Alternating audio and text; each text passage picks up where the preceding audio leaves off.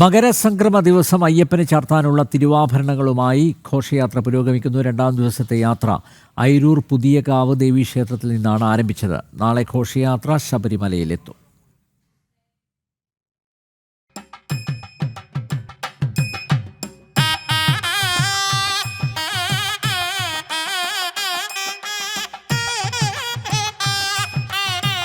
പന്തളം വലിയകുയിക്കൽ ക്ഷേത്രത്തിൽ നിന്ന് ആരംഭിച്ച തിരുവാഭരണ ഘോഷയാത്ര രണ്ടാം ദിവസം യാത്ര തുടരുകയാണ്. അയിരൂർ പുതിയകാവ് ദേവീക്ഷേത്രത്തിൽ നിന്ന് ആരംഭിച്ച രണ്ടാം ദിനത്തിലെ യാത്ര വടശ്ശേരിക്കര പ്രയാർ പെരുന്നാട് വഴി ലാഹ സത്രത്തിൽ അവസാനിക്കും. അവസാന ദിവസമായ നാളെ തിരുവാഭരണങ്ങൾ സന്നിധാനത്തെത്തും. അയ്യപ്പന് തിരുവാഭരണങ്ങൾ അണിയിച്ച് ദീപാരാധന നടക്കുന്നതോടെ പൊന്നമ്പലമേട്ടിൽ മകരവിളക്ക് തെളിയും. തിരുവാഭരണ ഘോഷയാത്ര കടന്നുപോകുന്ന വഴികളിലെല്ലാം നിറഞ്ഞ ഭക്തജന സാന്നിധ്യമാണ്.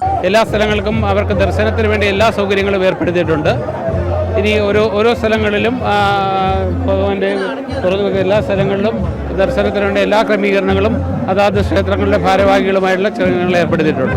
അഭൂതപൂർവമായ തിരക്കാണ് ഈ ഭക്തരുടെ ഉൾപ്പെടെ എല്ലാവരുടെയും അനുഭവപ്പെട്ടുകൊണ്ടിരിക്കുന്നത്. സുരക്ഷാ ക്രമീകരണങ്ങൾ പോലീസ് വിഭാഗ ഉദ്യോഗസ്ഥരുടെ മേൽനോട്ടത്തിലാണ് എല്ലാ സുരക്ഷാ ക്രമീകരണങ്ങളും ഏർപ്പെടുത്തിയിട്ടുള്ളത്. 20 രാവിലെ രാജപ്രതിനിധി തൊഴുത് തിരുവാഭരണങ്ങളുമായി മലയിറങ്ങും. 21 പെരുന്നാട് അയ്യപ്പ ക്ഷേത്രത്തിൽ തിരുവാഭരണങ്ങൾ ചാർത്തും. 22 ആറന്മുള കൊട്ടാരത്തിലും ദർശനത്തിന് വയ്ക്കും. 23 തിരുവാഭരണങ്ങൾ തിരികെ പന്തളം സ്രാമ്പിക്കൽ കൊട്ടാരത്തിലെത്തും. ജനം, പത്തനംതിട്ട.